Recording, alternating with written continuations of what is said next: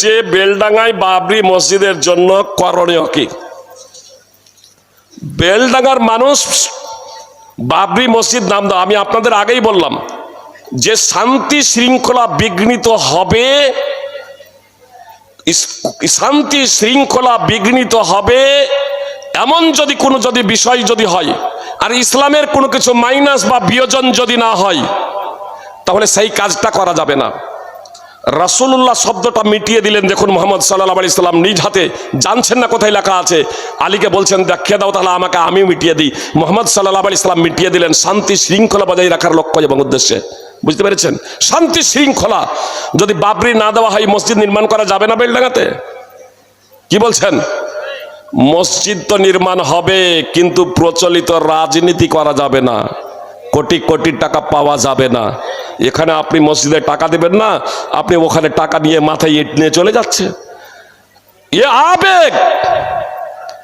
আবেগ, কেউ যদি ভাবে যে সোলেডাঙ্গার মাদ্রাসা, সোলেডাঙ্গায় মসজিদ যদি আমি নির্মাণ করি, সোলেডাঙ্গার মানুষ যদি ভাবে সোলেডাঙ্গায় মসজিদ নির্মাণের প্রয়োজন আছে, এখানে জনগণ আছে, মসজিদের নির্মাণ কাজ চলছে, আর তারপরে জনগণ যদি ভাবে এই সোলেডাঙ্গার মসজিদে টাকা না দিয়ে ওই বেলডাঙ্গায় বাবরি মসজিদ তৈরি হচ্ছে, ওই মসজিদে টাকা দিলে এক নেকি বেশি পাওয়া যাবে, তাহলে এটা হবে বেদাত, পাপ।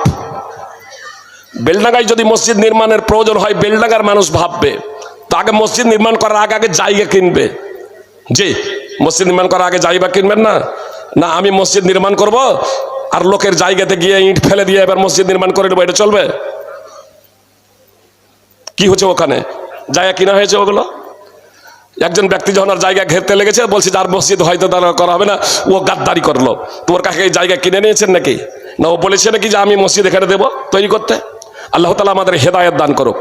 সুপ্রিয় ভাই এবং বোন, আপনাদের কাছে আমার বিনীত অনুরোধ, বিশেষ করে এই সোলেডাঙ্গা এবং এই এলাকার মানুষ, আপনাদের যে শিক্ষা প্রতিষ্ঠান, এই শিক্ষা প্রতিষ্ঠানকে বাঁচিয়ে রাখার দায়িত্ব এবং কর্তব্য আপনাদের সর্বাধিকার, সর্বাগ্রে। এজন্য এই প্রতিষ্ঠানকে বাঁচিয়ে রাখার জন্য আপনারা সর্বাত্মক প্রচেষ্টা করবেন, ছেলে মেয়েদেরকে দেবেন, শিখবেন। আলহামদুলিল্লাহ, আমি আগেই বললাম যে বর্তমানে মাদ্রাসা কমিটি এবং শিক্ষক মণ্ডলীরা তারা কঠোর পরিশ্রম করে একটা উন্নত মানের সিলেবাস তৈরি করেছেন, যার মাধ্যমে দিন এবং দুনিয়া উভয়টাই তারা শিখবেন, আমাদের ছেলে মেয়েরা শিখবে। আল্লাহ তাআলা আমাদের প্রত্যেকে পবিত্র কোরআন ও সুন্নাহ অনুযায়ী জীবনযাপন করার তৌফিক দান করেন, আমিন। আসসালামু আলাইকুম ওয়া রাহমাতুল্লাহি ওয়া বারাকাতুহু। সুপ্রিয় ভাতৃবৃন্দ, ভগিনীগণ, মসজিদ নির্মাণ করা অবশ্যই পুণ্যের কাজ। মসজিদ নির্মাণ করবেন। আপনারা দেখলেন মুহাম্মদ সাল্লাল্লাহু আলাইহি ওয়াসাল্লাম রাসূলুল্লাহ বাক্যটাও কেটে দিয়েছেন, বাক্যটাও মিটিয়ে দিলেন মুশরিকদের প্রতিবাদের কারণে, অমুসলমানদের প্রতিবাদের কারণে, শান্তি শৃঙ্খলা বজায় রাখার লক্ষ্য এবং উদ্দেশ্যে। বাবরি মসজিদের জায়গায় যখন রাম মন্দির বানানোর কথা যখন ঘোষণা যখন দেওয়া হয়, আমরা অনিচ্ছা সত্ত্বেও সেই বিষয়টাকে মেনে নিয়েছি না মেনে নেইনি? বিরহর হাইকোর্টে আর মামলা করিনি, মামলা করলাম না কেন? আমরা প্রতিবাদ করলাম না কেন? সুপ্রিয় ভাই এবং বোন, ওলামায়ে কেরাম বুঝেছেন শান্তি শৃঙ্খলা, যে একটা মসজিদকে নিয়ে যদি সার্বিকভাবে যুগ যুগ ধরে যদি রাজনীতি চলে, মানুষ যদি খুনোখুনি হয়, রক্তপাত হয়, তাহলে এ প্রয়োজন নেই। অবশ্যই ইসলামকে বিসর্জন দিতে হবে এমনটি না, ইসলামকে রক্ষার জন্য আমাকে আপনাকে সার্বিকভাবে আপনার শেষ রক্ত বিন্দু পর্যন্ত সংগ্রাম করে যাবে। মসজিদের প্রয়োজন আছে, হাজারো মসজিদ নির্মাণ করুন, কোনো সমস্যা নাই, কিন্তু বাবরি মসজিদ নাম দেওয়ার কি প্রয়োজন আপনার? তো আবেগ নিয়ে ছিনিম খেলা ছাড়া কোনো কিচ্ছু নাই। জি, কথা খুব মনোযোগ দিয়ে শুনবেন। মুমতাজুল ইরফানি কথা বলার পরে ক্ষমা চেয়েছে বলে এটা ভাববেন না ফাইজি সাহেবকেও ক্ষমা চাইতে হবে। জি না, হ্যাঁ, আমি যে কথাগুলো বলছি কোরআন এবং সুন্নাহর ভিত্তিতে যদি সেটা ভুল যদি হয়ে যায়, তাহলে ভুল প্রমাণ করবেন। আমি সার্বিকভাবে সারেন্ডার হতে প্রস্তুত, কিন্তু আমি যে কথা বলছি তা যদি কোরআন এবং সুন্নাহর যদি অনুকূল হয়, সারা শুধু একজন কেন, সারা পৃথিবীর মানুষ যদি একদিকে হয়ে যায়, তাহলে আমি আত্মসমর্পণ করতে প্রস্তুত না। তার কারণ আমি জানি মানুষের মৃত্যু নির্ধারিত সময় হবে, 1 সেকেন্ড আগেও না আর 1 সেকেন্ড পরেও না। সারা পৃথিবীর মানুষ যদি একটা দানা আমাকে বেশি খাওয়াবো মনে করে, এটা সম্ভব না। আর সারা পৃথিবীর মানুষ যদি আমার বিন্দু মাত্র ক্ষতি করবো মনে করে, এমন ক্ষতি যা আমার মুকদ্দারে লেখা নাই, যা আমার ললাটে লেখা নাই, যা আমার কপালে লেখা নাই, তবে আমার দৃঢ় বিশ্বাস সারা পৃথিবীর মানুষ মিলেও এটা পারবে না। এ কথা মুহাম্মদ সাল্লাল্লাহু আলাইহি সাল্লাম দ্ব্যর্থহীনভাবে ঘোষণা করে দিয়েছেন। সুনানে তিরমিজি হাদিস নম্বর 2516, রুফিয়াতিল আকলাম ওয়া সাফফাতিস সুহুফ। অবশ্য অন্যান্য হাদিসের প্রেক্ষাপটে কাফফারার যে নিয়ম, সেই কাফফারার দেবে, সেখানে আপনার ছাগলও দিতে পারে, ক্ষমতা না থাকলে 3 দিন রোজা রাখবে সুপ্রিয় ভ্রাতৃবৃন্দ, এবং 10 জন মিসকিনকে খাদ্য প্রদান করবে, বস্ত্র প্রদান করবে। আপনার কাফফারার যে নীতি রয়েছে সূরা মাইদা 5 নম্বর সূরার 90 নম্বর আয়াত তাফসীর সহ দ্রষ্টব্য। তো হাদিসে রাসূল সাল্লাল্লাহু আলাইহি সাল্লাম ওই মহিলাকে বললেন, মুসনাদ আহমদের 17793 নম্বর হাদিসে, যে সে যাতে সওয়ার হয়ে যায়, যানবাহনে চেপে যায়, দিয়া মসজিদ হারাম যায়, ওয়াল তুহদি বাদানা, এবং সে যাতে একটা উট ফিদিয়ে দিয়ে দেয়, কাফফারা স্বরূপ একটা উট ফিদিয়ে দেয়। কেন? আবেগ দিয়ে কোনো কিছু করার নাম ইসলাম নয়। মুহাম্মদ সাল্লাল্লাহু আলাইহি সাল্লাম হুদাইবিয়ার সন্ধির সময় আলী রাদিয়াল্লাহু তাআলা আনহুকে বললেন, আলী লেখো বিসমিল্লাহির রহমানির রহিম। তো সোহেল বিন আমর বলছে, আমরা রহমানকে জানি না, রহমানকে চিনি না, বিসমিল্লাহির রহমানির রহিম এই বাক্যটা সন্ধিপত্রে লেখা যাবে না। কোরআনে বিসমিল্লাহির রহমানির রহিম আছে না নাই? কোরআনে আছে, হাদিসে আছে। মুশরিকরা বলছে যে বিসমিল্লাহির রহমানির রহিম এটা লেখা যাবে না। হুদাইবিয়ার সন্ধির সময় সাহাবায়ে কেরাম হুদাইবিয়া নামক স্থানে যে মুসলমানের সংখ্যা ওই জায়গাতে বেশি, মুসলমানরা বলছেন যে না, বিসমিল্লাহির রহমানির রহিম লিখব, বিসমিল্লাহির রহমানির রহিম লিখব। নবী সাল্লাল্লাহু আলাইহি সাল্লাম বললেন, সোহেল বিন আমর মুশরিক রাজা বলেছিল যে বিসমিকা আল্লাহুম্মা লিখতে হবে, বিসমিকা আল্লাহুম্মা লিখতে হবে। মুহাম্মদ সাল্লাল্লাহু আলাইহি সাল্লাম সাহাব নিজে বলেছিলেন বিসমিল্লাহির রহমানির রহিম লিখতে হবে, সাহাবায়ে কেরাম বললেন বিসমিল্লাহির রহমানির রহিম লিখতে হবে। মুশরিক সোহেল বিন আমর তারা যেহেতু বলছে যে যদি বিসমিল্লাহির রহমানির রহিম লেখেন তাহলে সন্দেহ হবে না, লিখতে হবে বিসমিকা আল্লাহুম্মা। মুহাম্মদ সাল্লাল্লাহু আলাইহি সাল্লাম বাড়াবাড়ি করলেন না, শান্তি শৃঙ্খলা বজায় রাখার লক্ষ্য এবং উদ্দেশ্যে নির্দেশ দিলেন আলী রাদিয়াল্লাহু তাআলা আনহুকে, তুমি লেখো বিসমিকা আল্লাহুম্মা। যেহেতু এখানে শিরকের কোনো গন্ধ নেই, বিদাতের কোনো ছোঁয়া নেই, ইসলামের কোনো বিয়োজন নেই, বিসমিকা আল্লাহুম্মার অর্থ হচ্ছে হে আল্লাহ তোমার নাম দিয়ে আরম্ভ করিতেছি। যদি এ বাক্যটাই যদি লেখা হয় তাহলে সমস্যা কোনো কিছু নেই, আল্লাহর নাম দিয়েই তো আরম্ভ করা হচ্ছে। শান্তি শৃঙ্খলা বজায় রাখার লক্ষ্য এবং উদ্দেশ্যে মুহাম্মদ সাল্লাল্লাহু আলাইহি সাল্লাম জিদ করলেন না যে না, বিসমিল্লাহির রহমানির রহিম লিখতে হবে। মুহাম্মদ সাল্লাল্লাহু আলাইহি সাল্লাম আলীকে বলছেন, লেখো সন্ধিপত্রে মুহাম্মাদুর রাসূলুল্লাহ, মুহাম্মাদুর রাসূলুল্লাহ লেখো। মুহাম্মদ সাল্লাল্লাহু আলাইহি সাল্লাম মুহাম্মাদুর রাসূলুল্লাহ লিখতে বলেছেন, আলী রাদিয়াল্লাহু তাআলা আনহু লিখে ফেলেছেন। যে সহিহ বুখারী এবং মুসলিমের হাদিস, মুসনাদ আহমদের হাদিস রয়েছে, আলী রাদিয়াল্লাহু তাআলা আনহু লিখে ফেলেছেন। আর এবার ফের সোহেল বিন আমর সহ মুশরিকরা প্রতিবাদ করে বসলো, আপনাকে যদি আমরা রাসূলুল্লাহ হিসেবে মেনে নেব, আল্লাহর রাসূল হিসেবে যদি আমরা স্বীকৃতি প্রদান করব, তাহলে প্রতিবাদ করব কেন? তাহলে আপনার সাথে ঝামেলা করব কেন? আপনার সাথে আপনার বিরুদ্ধাচরণ করব কেন? আপনাকে তো আমরা আল্লাহর রাসূল মানি না। অতএব রাসূলুল্লাহ এই বাক্যটা লেখা যাবে না, লিখতে হবে মুহাম্মদ বিন আব্দুল্লাহ। মুহাম্মদ সাল্লাল্লাহু আলাইহি সাল্লাম এই বাক্যই লিখতে বললেন। আলী রাদিয়াল্লাহু তাআলা আনহু বলছেন, আলী রাসূলুল্লাহ মিটিয়ে দাও, ও ভাই রাসূলুল্লাহ, এই রাসূলুল্লাহ বাক্যটা মিটিয়ে দাও। জি, মুহাম্মদ রাসূলুল্লাহ যখন এটা বলতেন আমহু রাসূলুল্লাহ, আর নাহলে যদি এর মিটাও উমহু রাসূলুল্লাহ, রাসূলুল্লাহ বাক্যটা মিটিয়ে দাও। আলী রাদিয়াল্লাহু তাআলা আনহু বলছেন, আল্লাহর কসম করে বলছি, আল্লাহ রাসূল এই বাক্যটা আমার দ্বারা মেটানো সম্ভব নয়। আল্লাহ রাসূল সাল্লাল্লাহু আলাইহি সাল্লাম, আল্লাহ রাসূল বলছেন আলী মিটিয়ে দাও। তো রাসূল সাল্লাল্লাহু আলাইহি সাল্লামকে আলী জবাব দিচ্ছেন, আল্লাহর কসম করে বলছি এই বাক্যটা আমার দ্বারা মেটানো সম্ভব নয়। মুহাম্মদ সাল্লাল্লাহু আলাইহি সাল্লাম বলছেন, ফারিনি, বাক্যটা আছে কোথায়? বাক্যটা আছে কোথায় আমাকে একটু দেখিয়ে দাও। ফারিনি। মুহাম্মদ সাল্লাল্লাহু আলাইহি সাল্লামের নবী হওয়াকে কতদিন হয়েছে জানেন? 18 বছর অতিক্রান্ত হয়েছে। 19 বছরে পদার্পণ করেছেন। মোহাম্মদ সাল্লাল্লাহু আলাইহি সাল্লামের নবী হওয়াকে 18 বছর অতিবাহিত হয়ে গেছে, 19 বছর রানিং। এই 19 বছর রানিং মোহাম্মদ সাল্লাল্লাহু আলাইহি সাল্লামের নবী হওয়াকে হয়েছে। কোরআনের অনেক সূরা অবতীর্ণ হয়ে গেছে। সুপ্রিয় ভ্রাতৃবৃন্দ ভগ্নীগণ, অনেক কোরআনের সূরা অবতীর্ণ হয়ে গেছে। এখন পর্যন্ত মোহাম্মদ সাল্লাল্লাহু আলাইহি সাল্লাম অক্ষর জ্ঞান তার ছিল না, তার বর্ণ জ্ঞান ছিল না। তার কারণ তিনি কিন্তু পাঠশালায় পড়েননি, তিনি বিদ্যালয়ে পড়েননি, কারো কাছে তিনি লেখাপড়া করেননি, কোনো মানুষ তার গুরু ছিল না, তার শিক্ষক ছিলেন না। স্বয়ং আল্লাহ তাআলা জিবরিল আলাইহিস সালাম মারফতে প্রশিক্ষণ দিয়েছিলেন। আর মুহাম্মদ সাল্লাল্লাহু আলাইহি সাল্লামের মুখ থেকে পবিত্র কোরআন উচ্চারিত হচ্ছে, যা আল্লাহ তাআলার বাণী। আর মুহাম্মদ সাল্লাল্লাহু আলাইহি সাল্লামের হাদিস, তো এটা স্বয়ং আল্লাহ তাআলার ভাবার্থ। এজন্য বিজ্ঞানীরা আজকে কোনো কথা বলছে, কালকে পরিবর্তন হয়ে যাচ্ছে। কালকে কিছু বলেছেন, আজকে পরিবর্তন হয়ে যাচ্ছে। এইভাবে পরিবর্তন হতেই আছে। 14 শতাব্দী অতিক্রান্ত হয়ে গিয়েছে, মুহাম্মদ সাল্লাল্লাহু আলাইহি সাল্লামের কথা পরিবর্তন হয় নাই, মুহাম্মদ সাল্লাল্লাহু আলাইহি সাল্লামের বাণী পরিবর্তন হয় নাই। তার কারণ সেটা হচ্ছে স্বয়ং আল্লাহ তাআলার পক্ষ থেকে কোরআন 1400 বছর আগে যা ঘোষণা করেছে, আজকে বিজ্ঞান আস্তে আস্তে সেগুলোকে সমর্থন করে চলেছে। আর এর জন্য ওয়া মুসলিমরা, অনেক বিজ্ঞানী, তারাও আপনার কালেমায়ে শাহাদাত পাঠ করে মুসলমান হয়ে যাচ্ছেন। সূরা হিজরের 26 নম্বর আয়াত অধ্যয়ন করে আরবি ভাষা শিখে জাপানের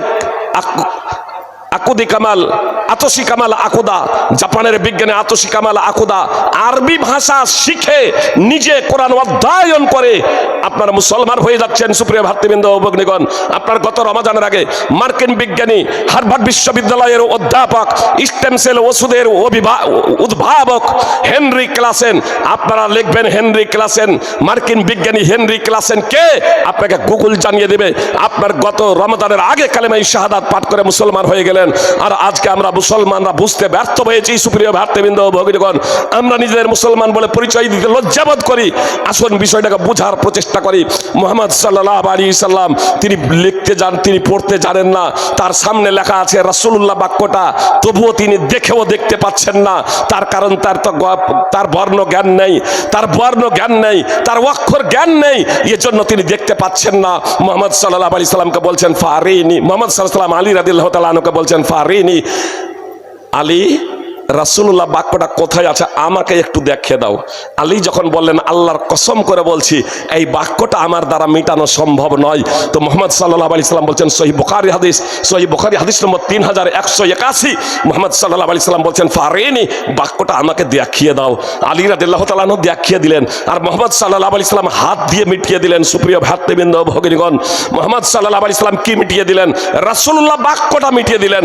মুহাম্মদ সাল্লাল্লাহু আলাইহি সাল্লাম বললেন ওয়াল্লাহি আনা মুহাম্মদ বিন আব্দুল্লাহ, ওয়াল্লাহি আনা রাসূলুল্লাহ, আল্লাহর কসম করে বলছি আমি আব্দুল্লাহর পুত্র মুহাম্মদ, আল্লাহর কসম করে বলছি আমি রাসূলুল্লাহ, আমি রাসূলুল্লাহ। শান্তি শৃঙ্খলা বজায় রাখার লক্ষ্য এবং উদ্দেশ্যে যে সন্ধিপত্রে লেখা হোক আর না হোক, সন্ধিপত্রে লেখা হোক আর না হোক, মুহাম্মদ সাল্লাল্লাহু আলাইহি সাল্লাম আল্লাহর রাসূল না আল্লাহর রাসূল না? সন্ধিপত্রে লিখলেই রাসূলুল্লাহ হবেন? প্ল্যাকার্ডে আপনার আই লাভ মোহাম্মদ লিখলেই মোহাম্মদ সাল্লাল্লাহু আলাইহি সাল্লামকে ভালোবাসা হবে? জি কখনো না। আপনার লক্ষ লক্ষ মুসলমান বলেন আই লাভ মোহাম্মদ, মোহাম্মদ তারা মুসলমান, তারা ইমানদার। আব্দুল্লাহ বিন হিশাম রাদিয়াল্লাহু তাআলা আনহু সূত্রে বর্ণিত, তিনি বলছেন একদা রাসূল সাল্লাল্লাহু আলাইহি সাল্লামের সাথে আমরা ছিলাম, আল্লাহ রাসূল সাল্লাল্লাহু আলাইহি সাল্লাম ওমর বিন খাত্তাবের হাত ধরে হাঁটছেন। তখন ওমর রাদিয়াল্লাহু তাআলা আনহু বলছেন, আল্লাহ রাসূল আপনাকে আমি সব থেকে ভালোবাসি, শুধু ভালোবাসি না সব থেকে ভালোবাসি, জি সব থেকে ভালোবাসি, তবে আমার এই জান থেকে না, আমার এই সত্তা থেকে না। মুহাম্মদ সাল্লাল্লাহু আলাইহি সাল্লাম বললেন ওমর না, আল্লাহর কসম করে বলছি যতক্ষণ না আমি তোমার নিকটে তোমার নিজের জান থেকে অধিক প্রিয় হব, হাত্তা আকুনা আহাব্বা ইলাইকা মিন নাফসিক, তোমার নিকটে আমি তোমার নিজের জীবন থেকেও অধিক প্রিয় যতক্ষণ না হব, ততক্ষণ পর্যন্ত তুমি খাঁটি মুসলমান হতে পারবে না, পূর্ণাঙ্গ ইমানদার হতে পারবে না। তখন উমর রাদিয়াল্লাহু তাআলা আনহু বলছেন, আল্লাহর কসম করে বলছি আল্লাহ রাসূল জান থেকে জীবন থেকে অধিক প্রিয়। তখন মুহাম্মদ সাল্লাল্লাহু আলাইহি সাল্লাম বললেন, আলান ইয়া উমর, হে উমর। প্রিয় ভাই এবং বোন, তো মুহাম্মদ সাল্লাল্লাহু আলাইহি সাল্লামকে শুধু নিজের জীবন শুধু ভালোই বাঁচতে হবে এমনকি না, নিজের জীবন থেকেও বেশি ভালোবাসতে হবে। নামাজই পড়ে না বলছে আই লাভ মুহাম্মদ, র্যালি করে মিটিং করে, মিছিল করে। সুপ্রিয় ভ্রাতৃবৃন্দ ভগ্নীগণ, মসজিদ নির্মাণ করা অবশ্যই পুণ্যের কাজ। মসজিদ নির্মাণ করবেন। আপনারা দেখলেন মুহাম্মদ সাল্লাল্লাহু আলাইহি ওয়াসাল্লাম রাসূলুল্লাহ বাক্যটাও কেটে দিয়েছেন, বাক্যটাও মিটিয়ে দিলেন। মুশরিকদের প্রতিবাদের কারণে, অমুসলমানদের প্রতিবাদের কারণে শান্তি শৃঙ্খলা বজায় রাখার লক্ষ্য এবং উদ্দেশ্যে বাবরি মসজিদের জায়গায় যখন রাম মন্দির বানানোর কথা যখন ঘোষণা যখন দেওয়া হয়, আমরা অনিচ্ছা সত্ত্বেও সেই বিষয়টাকে মেনে নিয়েছি না মেনে নেইনি? বিরহর হাইকোর্টে আর মামলা করিনি, মামলা করলাম না কেন? আমরা প্রতিবাদ করলাম না কেন? সুপ্রিয় ভাই এবং বোন, ওলামায়ে কেরাম বুঝেছেন শান্তি শৃঙ্খলা যে একটা মসজিদকে নিয়ে যদি সার্বিকভাবে যুগ যুগ ধরে যদি রাজনীতি চলে, মানুষ যদি খুনোখুনি হয়, রক্তপাত হয়, তাহলে এ প্রয়োজন নেই। অবশ্যই ইসলামকে বিসর্জন দিতে হবে এমনটি না। ইসলামকে রক্ষার জন্য আমাকে আপনাকে সার্বিকভাবে আপনার শেষ রক্তবিন্দু পর্যন্ত সংগ্রাম করে যাবে। মসজিদের প্রয়োজন আছে, হাজারো মসজিদ নির্মাণ করুন, কোনো সমস্যা নাই। কিন্তু বাবরি মসজিদ নাম দেওয়ার কি প্রয়োজন আপনার? তো আবেগ নিয়ে ছিনিম খেলা ছাড়া কোনো কিচ্ছু নয়। জি, কথা খুব মনোযোগ দিয়ে শুনবেন।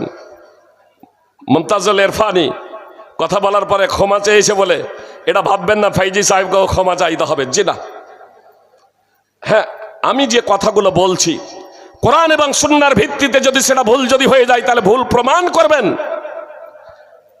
আমি সার্বিকভাবে স্যারেন্ডার হতে প্রস্তুত, কিন্তু আমি যে কথা বলছি তা যদি কোরআন এবং সুন্নাহর যদি অনুকূল হয়, সারা শুধু একজন কেন সারা পৃথিবীর মানুষ যদি একদিকে হয়ে যায় তাহলে আমি আত্মসমর্পণ করতে প্রস্তুত না। তার কারণ আমি জানি মানুষের মৃত্যু নির্ধারিত সময় হবে, 1 সেকেন্ড আগেও না আর 1 সেকেন্ড পরেও না। সারা পৃথিবীর মানুষ যদি একটা দানা আমাকে বেশি খাওয়াবো মনে করে, এটা সম্ভব না। আর সারা পৃথিবীর মানুষ যদি আমার বিন্দু মাত্র ক্ষতি করবো মনে করে, এমন ক্ষতি যা আমার মুকদ্দারে লেখা নাই, যা আমার ললাটে লেখা নাই, যা আমার কপালে লেখা নাই, তবে আমার দৃঢ় বিশ্বাস সারা পৃথিবীর মানুষ মিলেও এটা পারবে না। এ কথা মুহাম্মদ সাল্লাল্লাহু আলাইহি সাল্লাম দ্ব্যর্থহীনভাবে ঘোষণা করে দিয়েছেন। সুনানে তিরমিজি হাদিস নম্বর 2516, রুফিয়াতিল আকলাম ওয়া সাফাতিস সুহুফ, কলম উঠিয়ে নেওয়া হয়েছে, কলম উঠিয়ে নেওয়া হয়েছে, পাণ্ডুলিপি শুকিয়ে গেছে, কলম উঠিয়ে নেওয়া হয়েছে, পাণ্ডুলিপি শুকিয়ে গিয়েছে। সুপ্রিয় ভ্রাতৃবৃন্দ ভগ্নীগণ, মুসলিম জাতি আজ বিপন্ন কেন? মুসলিম জাতি আজ বিপর্যয়ের মুখে কেন? এই বিষয়টা আগে একটু বুঝার প্রচেষ্টা করি, তারপর আগে বাড়ি। আল্লাহ তাআলা বলছেন, ফালইয়াহদারিল্লাযীনা ইউখালিফুনা আন আমরিহি আন তুসিবাহুম ফিতনাতুন আও ইউসিবাহুম আযাবুন আলীম। তাদের ভয় করা উচিত যারা রাসূল সাল্লাল্লাহু আলাইহি ওয়াসাল্লামের নির্দেশের বিরুদ্ধাচরণ করে, যে তাদের উপর বিপর্যয় নেমে আসবে কিংবা লাঞ্ছনাদায়ক শাস্তি তাদের উপর আবর্তিত হবে। সূরা নূর 24 নম্বর সূরার 63 নম্বর আয়াতের শেষাংশ আল্লাহ তাআলা স্পষ্টভাবে বললেন, যারা রাসূল সাল্লাল্লাহু আলাইহি সাল্লামের বিরুদ্ধাচরণ করবে তাদের ভয় করা উচিত যে তাদের উপর বিপর্যয় নেমে আসবে কিংবা তাদের উপর লাঞ্ছনাদায়ক শাস্তি আবর্তিত হবে। সুপ্রিয় ভ্রাতৃবৃন্দ ভগ্নীগণ, আসুন, আমরা কি মুহাম্মদ সাল্লাল্লাহু আলাইহি সাল্লামের বিরুদ্ধাচরণ করেছি? যে আমরা কি মুহাম্মদ সাল্লাল্লাহু আলাইহি সাল্লামের বিরুদ্ধাচরণ করেছি? অনেকেই বলছেন বিরুদ্ধাচরণ করেনি। আসুন দেখি যে মুহাম্মদ সাল্লাল্লাহু আলাইহি সাল্লামের শুধু বিরুদ্ধাচরণ করেছি তাই নয়, স্বয়ং আল্লাহ তাআলার আমরা বিরুদ্ধাচরণ করেছি। আমরা মুসলমান, আজ নিজেদের মুসলমান বলে দাবি করছি, কিন্তু আমরা আল্লাহ তাআলার অনেক নির্দেশকে আমরা বাস্তবায়ন করি নাই। আসুন দেখি মুহাম্মদ সাল্লাল্লাহু আলাইহি সাল্লামের নির্দেশকে, মুহাম্মদ সাল্লাল্লাহু আলাইহি সাল্লামের নির্দেশকে হালকাভাবে নেওয়ার পরিণতি কি হয়েছিল। উহুদের যুদ্ধে মুহাম্মদ সাল্লাল্লাহু আলাইহি সাল্লাম আব্দুল্লাহ বিন জুবাইর রাদিয়াল্লাহু তাআলা আনহুর নেতৃত্বে উহুদ পাহাড়ের চূড়ায় 50 জন সাহাবীকে পাঠিয়ে দিলেন এই বার্তা দিয়ে, সহিহ বুখারী হাদিস, যদি আমাদেরকে পাখি দিয়ে ছো মেরে নিয়ে যায় তাহলেও আমাদের সঙ্গ দেবে না। আর মুসনাদ আহমদের হাদিস, যদি আমাদেরকে হত্যা করা হয়, কেটে ফেলা, আমাদেরকে হত্যা করা হয়, মার্ডার করা হয়, তাহলে আমাদের সাহায্য সহায়তার জন্য এগিয়ে আসবে না ততক্ষণ পর্যন্ত যতক্ষণ না তোমাদের কাছে দ্বিতীয় বার্তা যাবে। আর যদি দেখো যে আমরা শত্রুদের পর্যদস্ত করেছি, শত্রুদেরকে পদদলিত করেছি, পরাজিত করেছি, তারা যুদ্ধের ময়দান ছেড়ে পালাচ্ছে, তাদের ছেড়ে যাওয়া গনিমতের মাল আমরা সংগ্রহ করছি, তাহলেও তোমরা সঙ্গ দেবে না গনিমতের মাল সংগ্রহ করার জন্যে ততক্ষণ পর্যন্ত যতক্ষণ না তোমাদের কাছে দ্বিতীয় বার্তা যাবে। অর্থাৎ মুহাম্মদ সাল্লাল্লাহু আলাইহি সাল্লাম এ কথা দ্ব্যর্থহীনভাবে তাদের ঘোষণা করলেন, সর্ব অবস্থায় জয় পরাজয় উভয় অবস্থাতে তোমরা পাহাড়ের চূড়াতেই থাকবে, দ্বিতীয় বার্তা না যাওয়া পর্যন্ত পাহাড়ের চূড়া থেকে নামবে না। উহুদ যুদ্ধের প্রারম্ভেই ইসলামের জয় জয়কার, ইসলামের জয় জয়কার। মুশরিকরা যুদ্ধের ময়দান ছেড়ে পালাচ্ছে, তাদের ছেড়ে যাওয়া গনিমতের মাল সাহাবায়ে কেরাম সংগ্রহ করছেন। পাহাড়ের চূড়ায় যারা ছিলেন তারা এবার আপসে বলাবলি করছেন, আর কিসের অপেক্ষা, এখন আমরা যাই, আমরাও গনিমতের মাল সংগ্রহ করি। যিনি আমির ছিলেন, যিনি নেতা ছিলেন, তিনি স্মরণ করিয়ে দিলেন মুহাম্মদ সাল্লাল্লাহু আলাইহি সাল্লামের ওয়ামিয়া মুখনিসৃত বাণী, আনাসিতুম মা ক্বালা লাকুম রাসূলুল্লাহ সাল্লাল্লাহু আলাইহি সাল্লাম, তোমরা কি ভুলে গিয়েছো রাসূল সাল্লাল্লাহু আলাইহি সাল্লামের ওয়ামিয়া মুখনিসৃত বাণী। মুহাম্মদ সাল্লাল্লাহু আলাইহি সাল্লামের এই বাণী স্মরণ করিয়ে দেওয়া সত্ত্বেও পাহাড়ের চূড়া থেকে সিংহভাগ সাহাবী নেমে গিয়েছিলেন। পরিণতি কি হয়েছিল আপনাদের সকলেরই জানা। জয় যুদ্ধ বিজয়ের রূপ ধারণ করেছিল সাময়িকভাবে, 70 জন সাহাবী শহীদ হয়ে গিয়েছিলেন, স্বয়ং মুহাম্মদ সাল্লাল্লাহু আলাইহি সাল্লাম আহত হয়েছিলেন, মুহাম্মদ সাল্লাল্লাহু আলাইহি সাল্লামের পবিত্র দাঁত ভেঙে গিয়েছিল। সুপ্রিয় ভাই এবং বোন, সহিহ বুখারী হাদিস নম্বর 3039 এবং 4043, মুসনাদ আহমদ হাদিস নম্বর 2609। এই প্রেক্ষাপটে আল্লাহ তাআলা পবিত্র কোরআন আয়াত অবতীর্ণ করলেন, ওয়ালা তাহিনু ওয়ালা তাহজানু আনতুমুল আ'লাউনা ইন কুনতুম মুমিনিন, তোমরা হীন মনোবল হয়েও না, তোমরা সাহস হারা হয়ে যেও না, তোমরা দুঃখিত হয়েও না, তোমরাই বিজয়ী হবে, তোমরাই জয়ী হবে যদি তোমরা ঈমানদার হও। সূরা আলে ইমরান 3 নম্বর সূরার 139 নম্বর আয়াত। সাহাবায়ে কেরাম ঈমানদার ছিলেন না? ঈমানদার তো, তারপরেও এ কথা কেন বললেন যে তোমরা যদি ঈমানদার হও তোমরাই বিজয় হবে, তোমরা যদি ঈমানদার হও তোমরাই জয় হবে? কি করেছিলেন? মুহাম্মদ সাল্লাল্লাহু আলাইহি সাল্লামকে রাসূল হিসেবে মানবেন না এমনটি তাদের কথা তো ছিল না, রাসূল হিসেবে মানেননি এমনটিও নয়।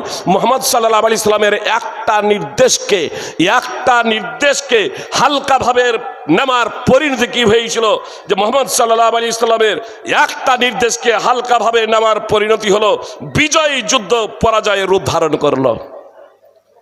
আজকে আমরা আল্লাহ তাআলার হাজার হাজার নির্দেশকেও বাস্তবায়ন করি না, স্বয়ং মুহাম্মদ সাল্লাল্লাহু আলাইহি সাল্লামের নির্দেশকে বাস্তবায়ন করি না, মুসলিম জাতি বিপন্নের সম্মুখীন হবে না, মুসলিম জাতির উপরে বিপর্যয় নেমে আসবে না।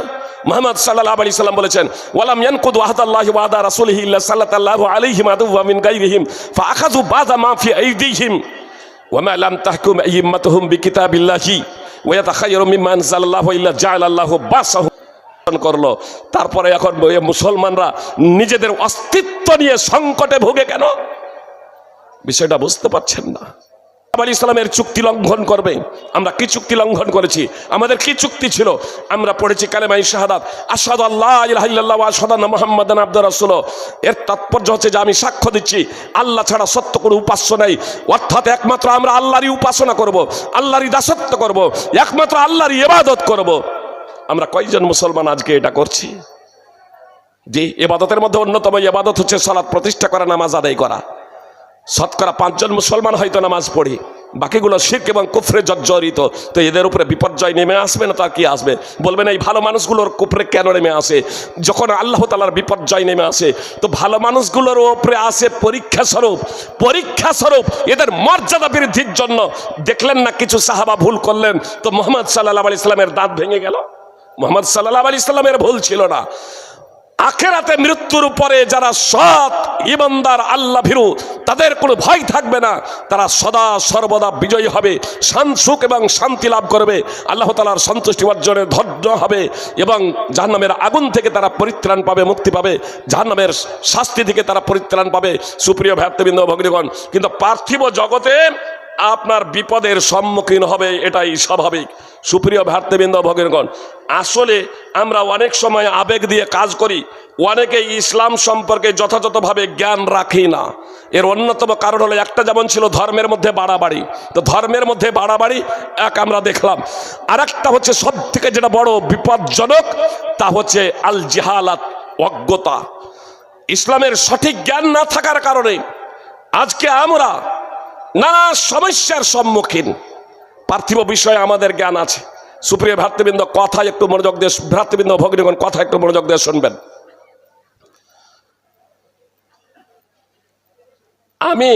আমার কোনো গুরু নেই, আমার কোনো শিক্ষক নেই।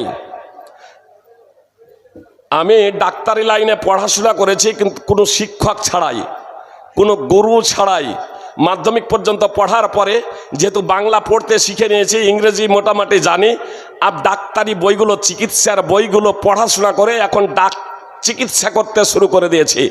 আর আমার ঘরে দরজায় ওপরে সাইনবোর্ড টাঙিয়ে দিয়েছি MBBS MD।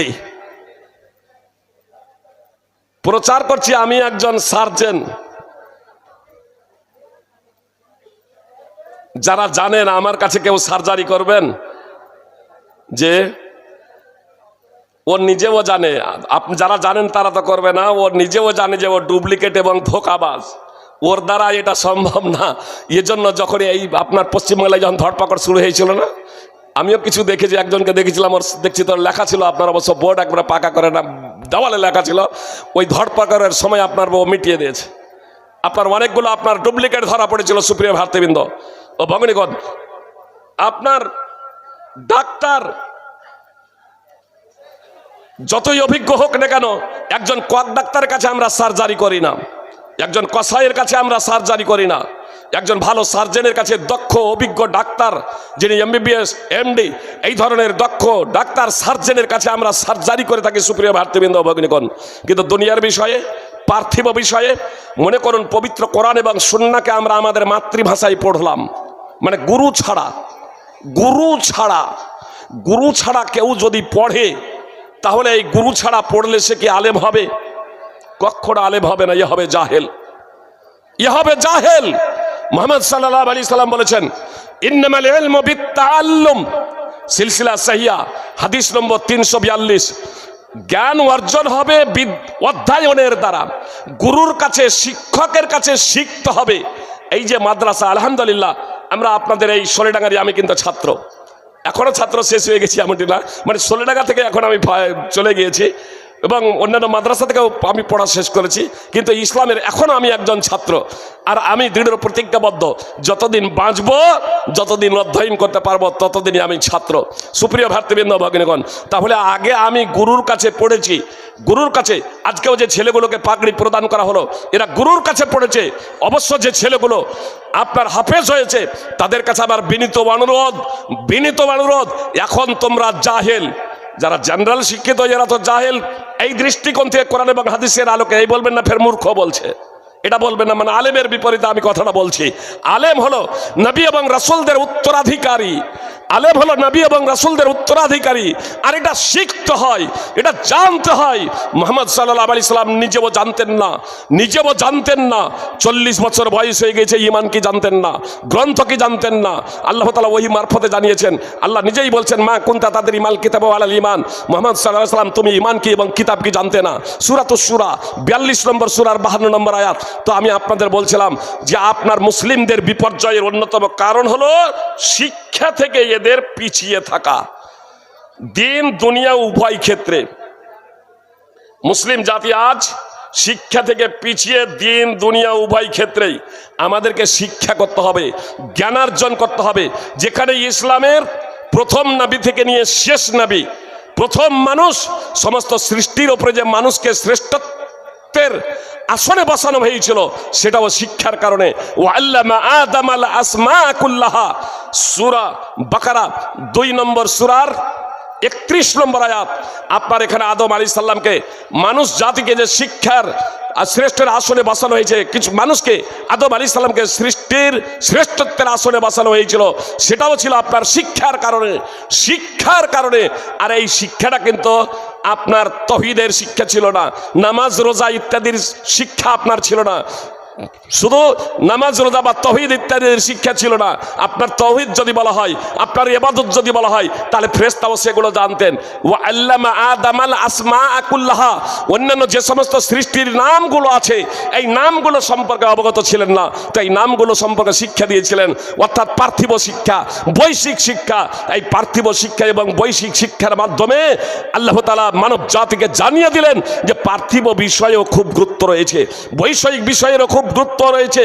আর মুহাম্মদ সাল্লাল্লাহু আলাইহি সাল্লাম সর্বশেষ রাসূল, তার উপরে সূরা আলাকের প্রথম 5টি আয়াত অবতীর্ণ করে ইকরা বিসমি রাব্বিকাল্লাযী খলাক, তুমি পাঠ করো তোমার প্রতিপালকের নামে, তুমি পাঠ করো তোমার প্রতিপালকের নামে যিনি সৃষ্টি করেছেন। এ কথা বলে আল্লাহ তাআলা ওহীর মাহাত্ম্য এবং মর্যাদা বর্ণনা করেছেন। সুপ্রিয় ভাতৃবৃন্দ, এই দুই শিক্ষা আমাদের অন্তরে থাকতেই হবে সুপ্রিয় ভাই এবং বোন। যতক্ষণ পর্যন্ত এই দুই শিক্ষা আমরা কোরআন এবং সুন্নাহকে মাতৃভাষায় যতক্ষণ পর্যন্ত হৃদয়ঙ্গম করতে না শিখব, যতক্ষণ পর্যন্ত কোরআন এবং সুন্নাহকে হৃদয়ঙ্গম করতে না শুরু করব, যতক্ষণ পর্যন্ত কোরআন এবং সুন্নাহকে আমাদের ভাষায় আমরা বুঝতে না শিখব, যতক্ষণ পর্যন্ত কোরআন এবং হাদিস শিখে তা নিয়ে আমরা চিন্তা ভাবনা না করব, ততক্ষণ পর্যন্ত এ জাতির উন্নতি সাধন সম্ভব নয়, বিপর্যয়ের মুখে থাকবে, এটা স্বাভাবিক। তার কারণ এদের সঠিক জ্ঞান নেই। একটা উদাহরণ দিই তাহলে বুঝতে সুবিধা হবে আপনাদের সুপ্রিয় ভাই এবং বোন। মুহাম্মদ সাল্লাল্লাহু আলাইহি সাল্লাম যেহেতু কোরআন সম্পর্কে বেশি জ্ঞান রাখতেন, আল্লাহ সম্পর্কে সব থেকে বেশি জ্ঞান রাখতেন, আল্লাহর পরিচয় সম্পর্কে সব থেকে বেশি জ্ঞান রাখতেন, জান্নাত স্বচক্ষে দর্শন করেছিলেন, জাহান্নাম স্বচক্ষে দর্শন করেছিলেন, এর জন্য তিনি কত ইবাদত করতেন জানেন? মুগিরা বিন শুবা এবং আয়েশা রাদিয়াল্লাহু তাআলা আনহা সূত্রে বুখারী মুসলিমেই তো হাদিস বর্ণিত আছে যে এত দীর্ঘ সময় ধরে দাঁড়িয়ে ইবাদত করতেন আল্লাহ রাসূল সাল্লাল্লাহু আলাইহি সাল্লাম, এত দীর্ঘ সময় ধরে তাহাজ্জুদের নামাজ আদায় করতেন। মুগিরার বর্ণনা রয়েছে হাত্তা তাওয়াররামাত কাদামা, মুহাম্মদ সাল্লাল্লাহু আলাইহি সাল্লামের পা দুখানা ফুলে যেত। আর আয়েশা রাদিয়াল্লাহু তাআলা আনহার বর্ণনা রয়েছে হাত্তা তাতাফাত্তারা কাদামা, মুহাম্মদ সাল্লাল্লাহু আলাইহি সাল্লামের পা দুখানা ফেটে যেত। জিজ্ঞেস করা হলে যে আপনার আগের পরের সব গুনাহ মাফ, সূরা ফাত 48 নম্বর সূরার 2 নম্বর আয়াতে আল্লাহ তাআলা মুহাম্মদ সাল্লাল্লাহু আলাইহি সাল্লামের সব গুনাহ আগের পরের মাফ করে দিয়েছেন। জিজ্ঞেস করা হলো আপনার আগের পরের সব গুনাহ মাফ, এমনটি করেন কেন, অর্থাৎ এত কষ্ট করেন কেন? তো মুহাম্মদ সাল্লাল্লাহু আলাইহি সাল্লাম বলেছিলেন আফালা উহিব্বু আন আকুনা আবদান শাকুরা। আয়েশার বর্ণনা, রাসূল সাল্লাল্লাহু আলাইহি সাল্লাম বলেছিলেন আমি কি আল্লাহ তাআলার কৃতজ্ঞশীল বান্দা হওয়া পছন্দ করব না? আর সহিহ ইবনে হিব্বানে আছে সুপ্রিয় ভাতৃবৃন্দ ও ভগ্নীগণ, রাসূল সাল্লাল্লাহু আলাইহি সাল্লাম একদা রাত্রের গভীর অংশে বলছেন জারিনি আতাবাদুল লাইলাতা লিরাব্বি, হে আয়েশা তুমি আমাকে এই রাতের অংশে তুমি আমাকে ছাড়ো, আমার ইবাদতের জন্য আমি দাঁড়িয়ে যাই, আমার রবের জন্য আমি দাঁড়িয়ে যাই, আমার রবের জন্য আমি এখন এই রাতের অংশে ইবাদত করি, ইবাদতে মগ্ন হব। সুপ্রিয় ভাই এবং বোন, রাসূল সাল্লাল্লাহু আলাইহি সাল্লামের অনেকগুলো স্ত্রী ছিল, এক সপ্তাহ থেকেও বেশি অতিক্রান্ত হয়ে যেত। 8 দিন 9 দিন পরে একটা স্ত্রীর কাছে বাড়ি আসতো। আয়েশা রাদিয়াল্লাহু তাআলা আনহাই ছিলেন একমাত্র আল্লাহ রাসূল সাল্লাল্লাহু আলাইহি সাল্লামের স্ত্রী। তার বাড়িতে বিছানায় রাতে শুয়ে আছেন, এক জায়গায় দুজনে এক বিছানায় শুয়ে আছেন। আয়েশাকে বলছেন আয়েশা তুমি আমাকে ছাড়ো, আমার প্রভুর আমি এখন ইবাদত করি রাতের এই অংশে। আমার মা বোনেরা কথা আপনারা খুব মনোযোগ দিয়ে শুনুন এবং ভাইয়েরাও কথা মনোযোগ দিয়ে শুনুন। আল্লাহ রাসূল সাল্লাল্লাহু আলাইহি সাল্লামকে আয়েশা রাদিয়াল্লাহু তাআলা আনহা বলছেন ওয়াল্লাহি ইন্নী উহিব্বু কুরবাক, আল্লাহর কসম করে বলছি আল্লাহ রাসূল সাল্লাল্লাহু আলাইহি সাল্লাম আমি আপনার নৈকট্য পছন্দ করি, আমি আপনার সাহচর্য পছন্দ করি, আমি চাই যে আপনি আমার বিছানায় থাকুন, আপনার বিছানায় আপনার পাশে আমি শুয়ে থাকতে চাই, এটা আমার পছন্দনীয়। ওয়া উহিব্বু মা সাররাক, কিন্তু আমি এটাও পছন্দ করি যা আপনাকে আনন্দ দেয়, যাতে আপনি খুশি হবেন সেই জিনিসটা আমি পছন্দ করি। মা আয়েশা বলছেন আপনার নৈকট্য পছন্দ করি আল্লাহর কসম করে বলছি, কিন্তু আমি এটাও পছন্দ করি যা আপনাকে আনন্দ দেয়, যাতে আপনি খুশি হবেন সেটাও আমার পছন্দনীয়। অতএব আপনার পছন্দনীয় যদি এটাই যদি হয় যে রাতের এই অংশে আপনি দাঁড়াবেন আল্লাহর ইবাদতে, তো আপনি দাঁড়িয়ে যান, আল্লাহর ইবাদতে মগ্ন হয়ে যান। আপনার যেহেতু এটা পছন্দ, আমার ব্যক্তিগত পছন্দকে বিসর্জন দিয়ে আপনার যা পছন্দ সেটাও আমার পছন্দ, সেটাই আপনাকে যা আনন্দ দিবে সেই জিনিসটাও আমার জন্য আনন্দদায়ক। অতএব আপনি দাঁড়িয়ে যান, আল্লাহর ইবাদতে মগ্ন হয়ে যান। মুহাম্মদ সাল্লাল্লাহু আলাইহি সাল্লাম দাঁড়িয়ে গেলেন, আল্লাহর ইবাদত করছেন। ফালাম ইয়াজাল ইয়াবকি, অব্যাহত ধারায় কেঁদে চলেছেন। ফালাম ইয়াজাল ইয়াবকি, অব্যাহত ধারায় কেঁদে চলেছেন। হাত্তা বাল্লা লিহিয়াতুহু, দাড়ি ভিজে গেল। অগ্র পশ্চাতের গুনাহ মাপ, এত ইবাদত করার কি প্রয়োজন? ফালাম ইয়াজাল ইয়াবকি, অব্যাহত ধারায় কেঁদে চলেছেন। হাত্তা পাল্লাল আর্থ, চোখের অশ্রু দ্বারা মাটি সিক্ত হয়ে গেল, চোখের পানি দ্বারা মাটি ভিজে গেল। ফজরের সময় হলে বেলাল রাদিয়াল্লাহু তাআলা আনহু এসে ডাক দিচ্ছেন, আল্লাহু আকবার, আল্লাহু আকবার। ফজরের আজান দিচ্ছেন। ফজরের আজান দিয়ে দেখছেন মুহাম্মদ সাল্লাল্লাহু আলাইহি সাল্লাম অঝর নয়নে কান্না করছেন। বেলাল রাদিয়াল্লাহু তাআলা আনহু বলছেন, লিমা তাবকি ইয়া রাসূলুল্লাহ, হি আল্লাহ রাসূল, আপনি কাঁদেন কেন? আপনার তো আগের পরের সব গুনাহ মাপ, আপনার তো আগের পরের সব গুনাহ মাপ, আপনি এত ক্রন্দন করেন কেন? তো মুহাম্মদ সাল্লাল্লাহু আলাইহি সাল্লাম বলছেন, রাত্রে আমার উপরে আয়াত অবতীর্ণ হয়েছে, রাত্রে আমার উপরে আয়াত অবতীর্ণ হয়েছে, ওয়াইলুল লিমান কারাহা ওয়া লাম ইয়াতাফাক্কার ফিহা। তারপরে রাসূল সাল্লাল্লাহু আলাইহি সাল্লাম সূরা আলে ইমরানের 3 নম্বর সূরার 190 নম্বর আয়াত তেলাওয়াত করলেন।